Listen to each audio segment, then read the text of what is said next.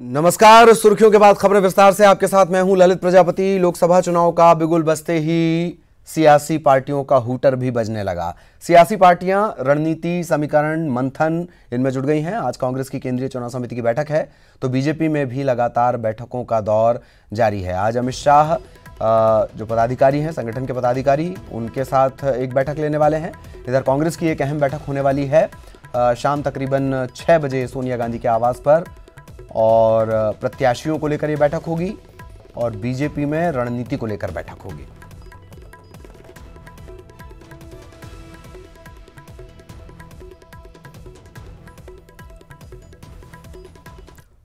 तो लोकसभा चुनाव के प्रत्याशी चयन को लेकर आज दिल्ली में सोनिया गांधी के आवास पर कांग्रेस की केंद्रीय चुनाव समिति की बैठक होने जा रही है। इसमें मध्य प्रदेश, राजस्थान, महाराष्ट्र, यूपी और पंजाब की सीटों पर होगी चर्चा। मध्य प्रदेश की करीब 20 से 22 सीट हैं, इनके दावेदारों के नाम पर मुहर लग सकती है। छिंदवाड़ा, गुना, रतलाम, झाबुआ ऐसी कुछ अन्य सीटें हैं, इन पर फैसला इस बैठक में हो सकता है। ज़्यादा विवाद यहाँ नहीं है, इन 3 सीटों पर तो कम से कम नहीं है। इस बैठक में सीएम कमलनाथ भी मौजूद रहेंगे। इसके अलावा कांग्रेस महासचिव और प्रदेश के प्रभारी दीपक बाबरिया भी इसमें होंगे। केंद्रीय चुनाव समिति की बैठक में छिंदवाड़ा सीट के प्रत्याशी के नाम पर भी मुहर लग सकती है।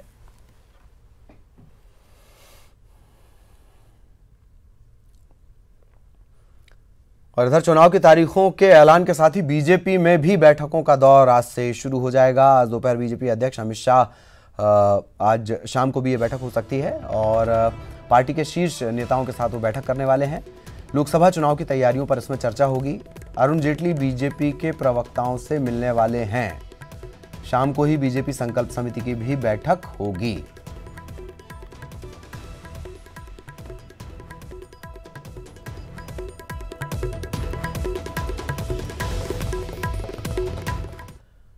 और प्रदेश की बात कर ली जाए, अगले हफ्ते बीजेपी प्रदेश चुनाव समिति की बैठक हो सकती है। आचार संहिता लागू होने से पहले बीजेपी प्रदेश चुनाव समिति की एक बैठक हो चुकी है। सूत्रों के मुताबिक अगले सप्ताह जो प्रदेश बीजेपी चुनाव समिति की बैठक होगी, इसमें प्रत्याशी चयन को लेकर फॉर्मूला तय कर लिया जाएगा। बीजेपी के 3 दिग्गज नेता पूर्व सीएम शिवराज सिंह चौहान, प्रदेश अध्यक्ष राकेश सिंह और नेता प्रतिपक्ष गोपाल भार्गव, ये एकजुटता के संदेश के साथ 18 मार्च तक संयुक्त दौरा भी कर रहे हैं। आचार संहिता लागू होने के बाद बीजेपी प्रदेश चुनाव समिति की बैठक 19 या 20 मार्च को हो सकती है।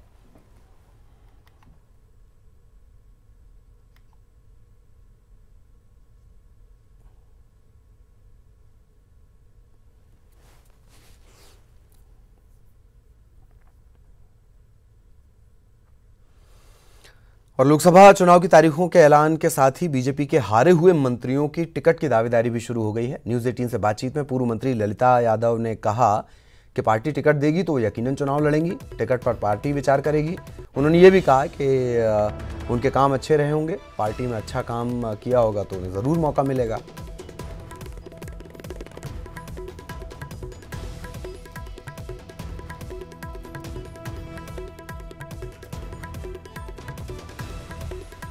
अध्यक्ष 2 बार विधायक रही, मिनिस्टर रह के काम किया, मुझे वहाँ टिकट नहीं दिया।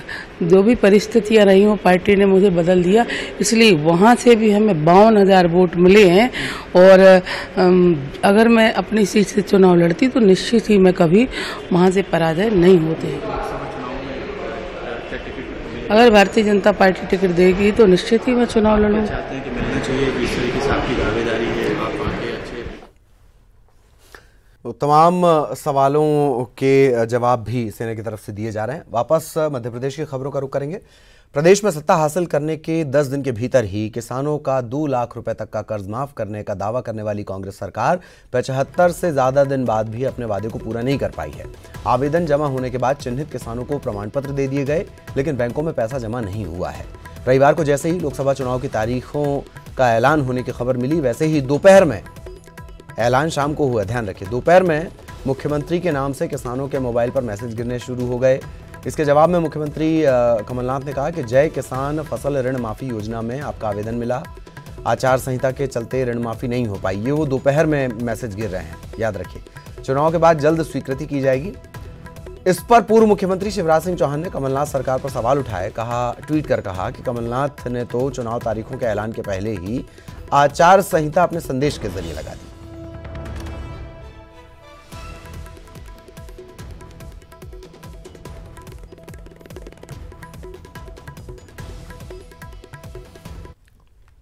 और इधर भोपाल में पूर्व मुख्यमंत्री शिवराज ने लोकसभा चुनाव को लेकर बड़ा बयान दिया है। शिवराज सिंह का कहना है कि पार्टी ने उन्हें सप्ताह में 3 दिन प्रदेश और बाकी दिन देश में की जिम्मेदारी दी है। अपने और पत्नी साधना सिंह के चुनाव लड़ने के सवाल पर उन्होंने कहा कि पार्टी तय करेगी, हमारा टारगेट 29 में से 29 सीट जीतना है। जनता का जो रिस्पांस है वो अद्भुत है और मैं पूरी तरह से आत्मविश्वास से भरा हुआ हूं कि हम पिछली सफलता दोहराएंगे, लेकिन टारगेट हमारा होगा 29 में से 29। जो अतुल्य नेता हैं आज भारत के और दुनिया के, वो प्रधानमंत्री बने, सबसे बड़ा मुद्दा ये। दूसरा, सुरक्षित भारत कौन दे सकता है? जाहिर है पूरा देश जानता है और दुनिया भी जानती है कि केवल नरेंद्र मोदी जी दे सकते हैं। प्रदेश में कमलनाथ सरकार को बने 2 महीने से ज्यादा का वक्त हो गया, लेकिन बहुमत के आंकड़े से सिर्फ 7 सीट दूर रहने वाली बीजेपी अब भी इस बात को स्वीकार नहीं कर पा रही है। बार बार फिर से सरकार बनाने का दावा किया जा रहा है। बीजेपी नेता एक के बाद एक सरकार गिराने की चेतावनी दे रहे हैं। बीजेपी महासचिव कैलाश विजयवर्गीय, बीजेपी के प्रदेश अध्यक्ष राकेश सिंह के बाद अब प्रदेश उपाध्यक्ष जीतू जिराती ने सरकार बदलने की बात कही है। जिराती ने ट्वीट कर लिखा कि जनता सीएम बदलने की तैयारी करे, जल्द बीजेपी का अगला मुख्यमंत्री बनेगा।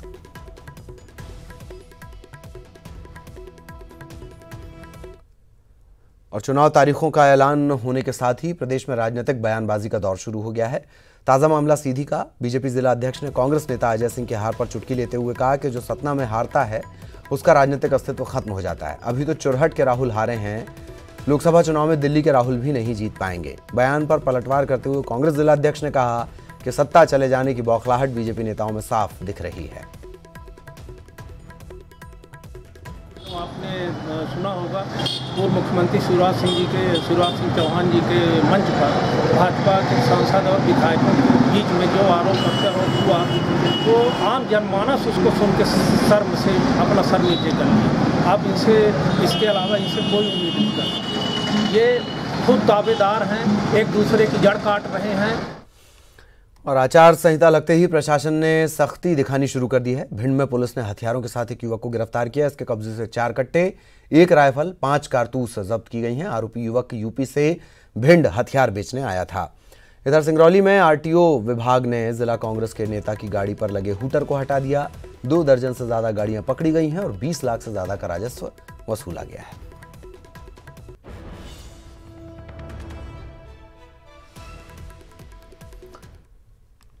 चुनाव तारीखों का ऐलान होने के साथ ही तैयारी भी शुरू हो चुकी है। मध्य प्रदेश में 29 सीटों पर होने वाले लोकसभा चुनाव में 5 लाख से ज्यादा अधिकारी कर्मचारी तैनात किए जाएंगे। 70,000 जवान सुरक्षा का जिम्मा संभालेंगे। मतदान प्रतिशत बढ़ाने के लिए आयोग ने सभी कलेक्टरों को 75% मतदान का टारगेट दिया है। 2014 में 61% ये था। प्रदेश में 65,000 मतदान केंद्र हैं, इसमें से 20% संवेदनशील श्रेणी में है। इसमें केंद्रीय अर्धसैनिक बल तैनात किए जाएंगे। वेबकास्टिंग के जरिए भी पूरी चुनावी प्रक्रिया पर नजर रखी जाएगी।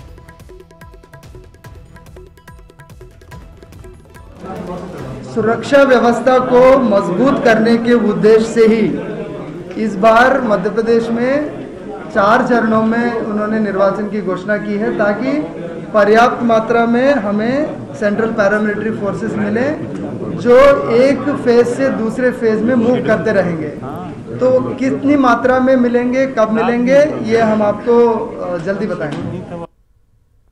और इस बार लोकसभा चुनाव की तारीखों के ऐलान के साथ प्रत्याशियों के खर्च की सीमा भी तय हो गई है। प्रत्याशी 10,000 रोजाना से ज्यादा खर्च नहीं कर सकते और 70 लाख से ज्यादा चुनावी खर्च आया तो आयोग लगातार देख रहा है।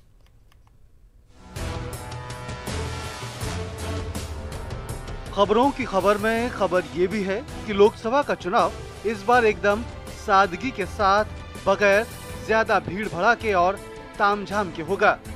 अरे नहीं, ये सादगी नेताओं के अंतर्मन से निकलकर नहीं आ रही, बल्कि चुनाव आयोग की बिग बॉस वाली नजर उन पर जमी रहेगी। रोजाना 10,000 से ऊपर खर्च होते ही आप आ जाएंगे चुनाव आयोग के रडार में।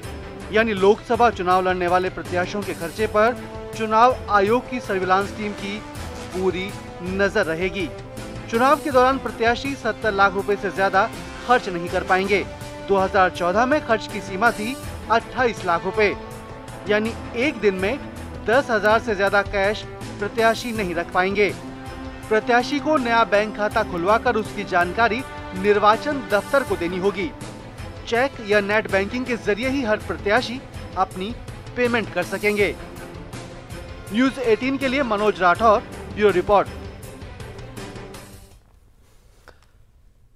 और देश के सर्वोच्च पद्म सम्मानों में चयनित विभूतियों को आज दिल्ली में स्थित राष्ट्रपति भवन में आयोजित अलंकरण समारोह में सम्मानित किया गया।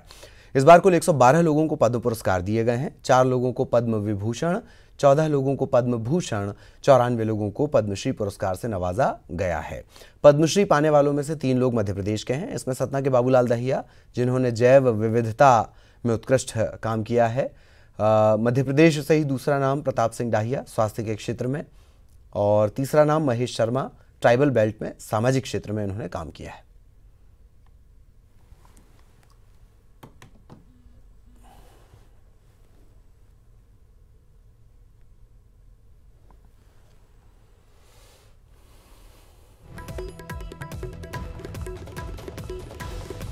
बाबूलाल दाहिया, धान की कई किस्में इनके पास हैं जो धीरे धीरे खत्म हो रही हैं। पर्यावरण जागरूकता, इन सब को लेकर उन्होंने बहुत काम किया है।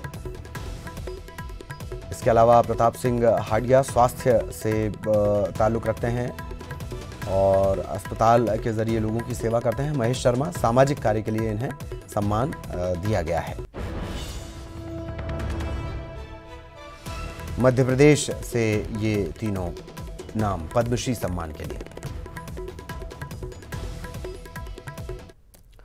और इसी के साथ इस बुलेटिन में इतना ही। खबरें जारी रहेंगी।